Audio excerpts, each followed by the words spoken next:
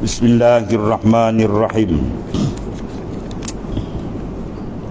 Qala Allah Ta'ala, firman Allah Ta'ala, innamat taubatu 'ala Allahi lilladzina ya'maluna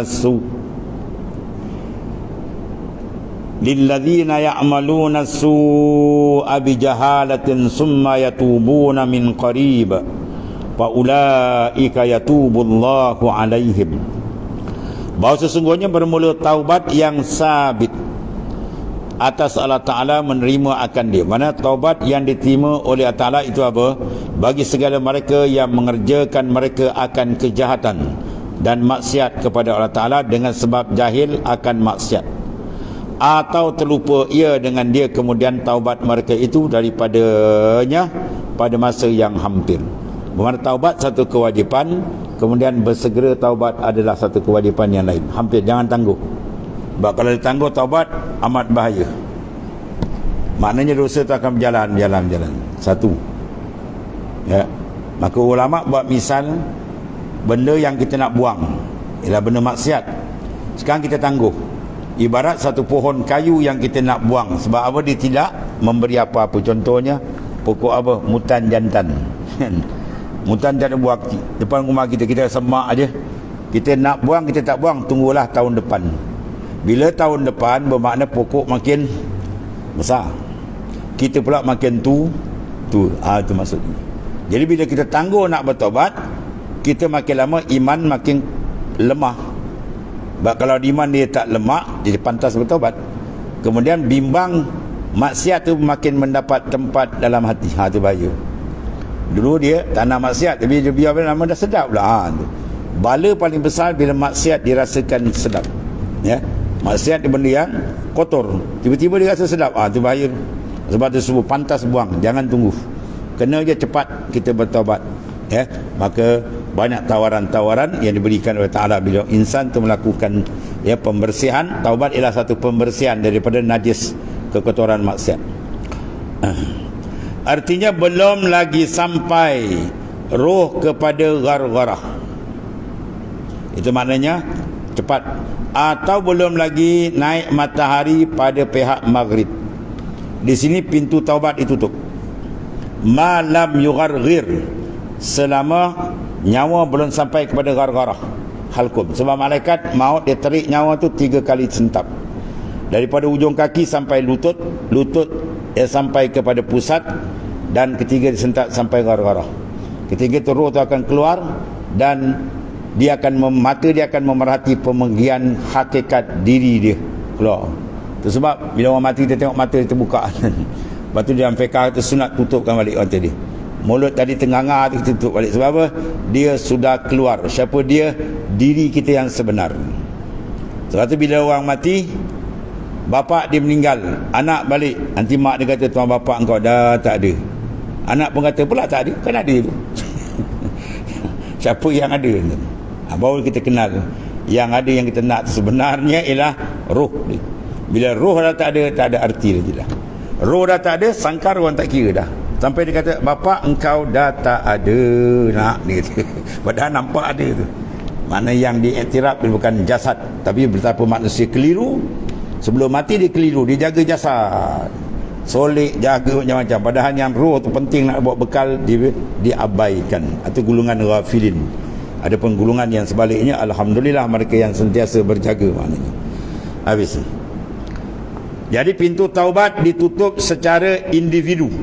Bila nyawa sampai ke halkum, ketiga itu diceritakan dalam ayat yang lain. Allah Ta'ala kata penyesalan yang besar berlaku.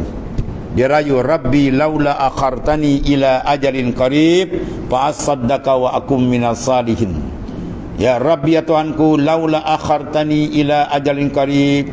Kalau dapat ya Allah, tolonglah tangguh sikit lagi masa ya Allah, kami nak beramal dah. Tadi bila nak muda sini pun nak beramal. Dalam ayat lain Tuhan tolak dia punya dakwaan tu, permintaan Karut dengan apa ayat lau ruddu la'adu ila manuhan. Ni muka ni kalau aku balik ke dunia diulang balik perangai ni, tu maksudnya. Habis. Kalau secara umum sebelum matahari terbit pada pihak maghrib. Apa makna maghrib? Mahalul ghurub. Ya, tempat terbenam matahari. Itu dipanggil maghrib. Maghrib dalam bahasa Arab dipanggil ismu makan, nama tempat bagi kalimah gharaba yaghribu, ghurub, mana tempat tenggelam. Kalau masyrik, dia dipanggil mahalus syuruk, tempat matahari naik, sebab tu dipanggil waktu syuruk.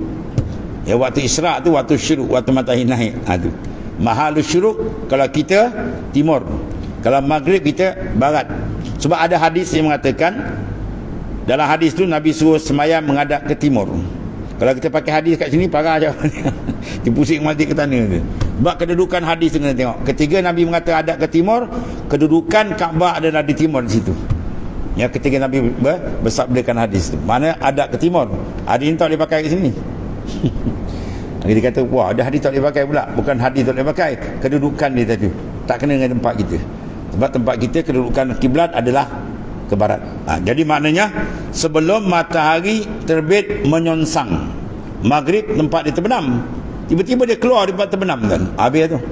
Kalau dia naik itu je, pintu taubat ditutup, dia menangis mata darah pun tuan tak layan lagi lah. Yang keduanya, dia naik sekarat tuan-tuan ni. Ada ustaz-ustaz lebih dia ceramah, dia kata terbit daripada barat tenggelam di timur kan. Dia terbit daripada barat, dia naik sampai sekarat dia, lepas tu dia turun macam biasa balik. Ya, kalau orang tak perasan bayar. Kita tunduk kan, tak nampak bab kira duit ni. Ya, dia kira duit. Mana nampak matahari naik kawasan dia. Rupa matahari dah ada kat atas dia, turun balik macam biasa. Habis tu. Tanda-tanda besar menyongsang matahari.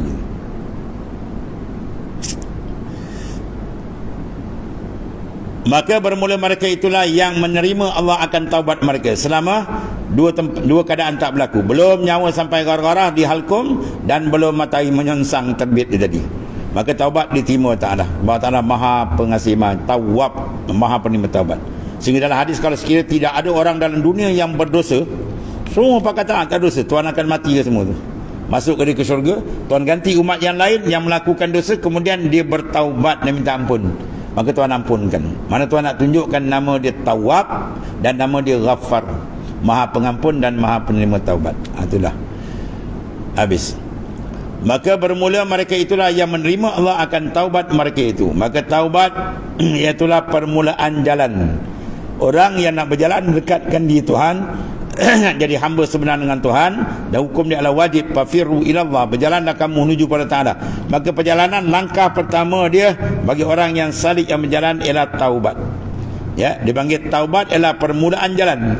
Sebab dia kata la ibadata liman lam yatub, tidak ada iktiraf amal kalau orang tu tak bertobat. Lain dari Rasul, lain dari Nabi, semua ada dosa, sikit banyak besar kecil.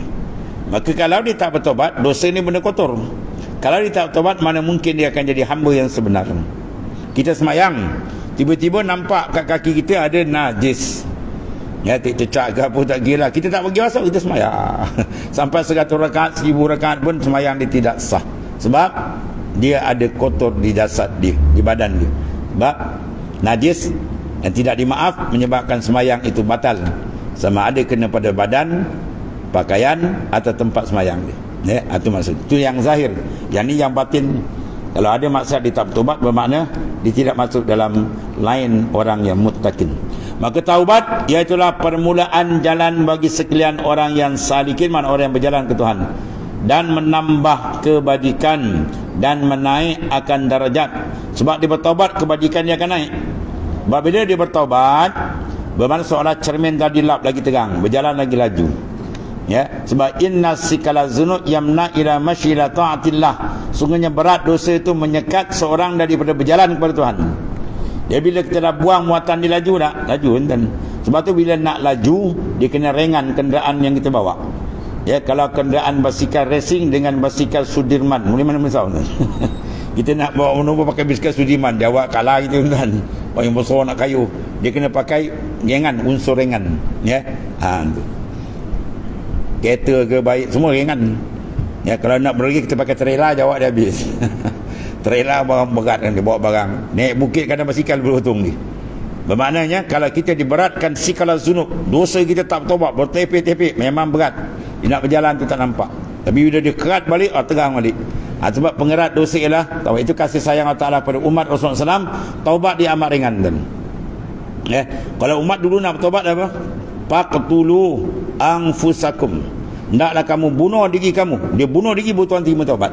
Maka Tuhan datangkan awan, surah Baqarah dia, didatangkan awan gelap, maka mereka bertakik sama dia.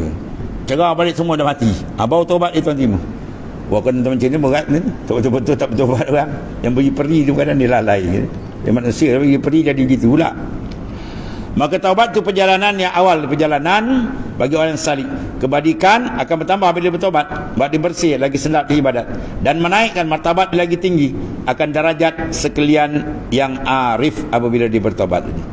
Dan bagi taubat itu dua faedah. Pertama, mengkafarah segala dosa. Bila dia bertaubat, ibarat penyuci, dia cuci habis dosa itu. Sabda Rasulullah SAW, at-taib minaz-zam kamal la zambalah.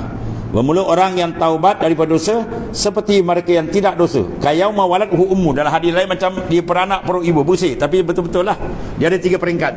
Kalau dosa kita dengan Tuhan 3 syarat. Pertama, an-nadam, sesal sungguh. Kemudian tinggalkan benda tu, dan azam tak akan ulang. Ya, itu kalau kita dengan Tuhan. Kalau dengan makhluk, tambah, kena settle dengan dia. Istihlal ke, kalau ambil barang orang kena pulang, kena bayar ke apa, settle. Dan paling besar kalau dia kufur tu habis tu. Taubat biasa tak terima kan. Dia siap taubat kena mengucap balik 2 kalimah syahadat. Tu habis. Itu maknanya kalau dia bertaubat seolah dia tidak berdosa, bersih, ya. Tu kasih sayang Tuhan diberi percuma tuan-tuan, taubat dan cukup syarat tadi. Maknanya dia mengkifarahkan akan dosa. Dah banyak cerita-cerita yang kita telah maklum. Ya, seorang tu bila bertaubat sungguh masya-Allah, sampai amalan satu dia tak ada lagi. Kan? Yang dia dah bunuh 99 orang, dia jumpa seorang, ini bahaya kalau abid saja, dia ahli ibadat tapi tak ada ilmu. Alim lain, ya, dia berilmu lain. Jadi beribadat, dia dengar kawan tu kata apa? Wah, 99 orang ni tak ada chance nak taubat, berat ni. Kawan tu pun ambil pedang cukup 100. Habis sekali. Dengan sebab dia tak faham tadi, nyawa dia tergadai, habis kena pancung. Dia berjalan cari tempat ulama. Maka ulama kata banyak mana dosa kau pun Tuhan sedia ampunkan. Tu. Akhirnya dia pun tobat, cari kawasan biar suasana tempat golongan sulaha orang saling kau pergi sana. Bila pergi je mati tengah jalan, berebut malaikat azab dengan malaikat rahmat. Akhirnya bila diukur berat belah sana, satu hasta. Akhirnya dia masuk ahli jannah. Ibadat tak lagi kan. Itu kasih sayang Tuhan. Bila dia bertobat sungguh tu Tuhan terima. Bahkan setengah ulama kata bila ada perasaan sesal tu Tuhan ampun dah.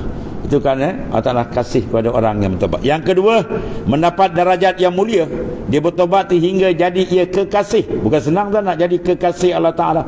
Innallaha yuhibbut tawwabina wa yuhibbul mutatahirin. Bahasa Allah Ta'ala itu kasih ia akan sekalian orang yang banyak taubat. Pada bahawa tawab, mana lampau banyak taubat. Sehingga ulama katakan kalau satu dosa tu dia bertobat satu hari 70 kali. Katakan mengumpat, dia bertobat sungguh tak nak, lepas tu dia umpat balik. Tobat tadi batal? Tak batal. Sebab ketika tobat cukup rukun, terima. Dia kalau tengah taubat tu tak cukup rukun, dia bertobat lidah tapi hati kata rasa tak nak lagi, itu tak sah taubat dia. Ya, bila dia cukup rukun Tuhan terima, tiba-tiba terulang balik, dia taubat lagi sungguh, Tuhan terima. Itu maksudnya. Dia tak mau dibermain ketika bertobat tu tak putus. Itu bermain dengan taubat. Dia rasa nak buat tu tak boleh. Dia sungguh-sungguh.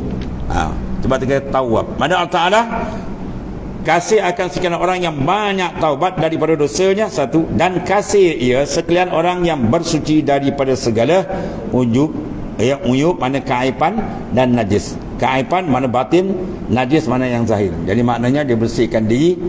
Sebab tu sesuai dengan hadis Nabi, al-Islam nazif fatanazzafu fa innahu la yadkhulul jannah illa nazif. Islam adalah agama yang bersih, maka hendaklah kamu melakukan pembersihan, maka syurga tak dibenar masuk melainkan orang yang bersih. Ya, setengah daripada pembersihan sini apa? Ialah Tuhan buka ruang ialah at-taubah. Maka taubat adalah merupakan perkara yang diwajibkan kepada kita supaya mudah-mudahan kita balik dalam keadaan macam mana kita datang bersih, balik pun bersih insya-Allah. Kemudian ada pun makna al-khauf wallah. Bismillahirrahmanirrahim. Alhamdulillah. Sayyidina Maulana Muhammadin.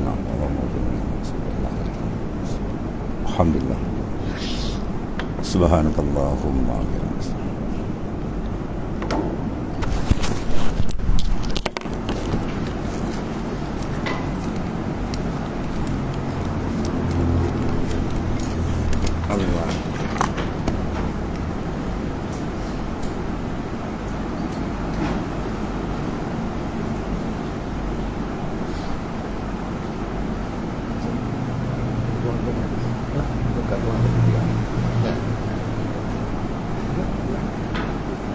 tu.